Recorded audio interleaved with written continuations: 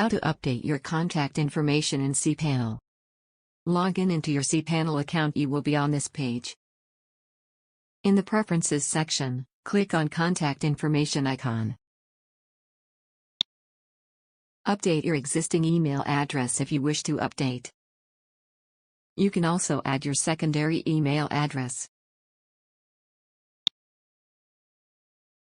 These email addresses will be used to receive notifications and password reset confirmations of the account.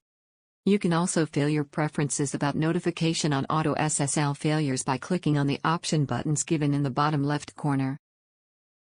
We recommend you retain the default setting. Now click on the Save button.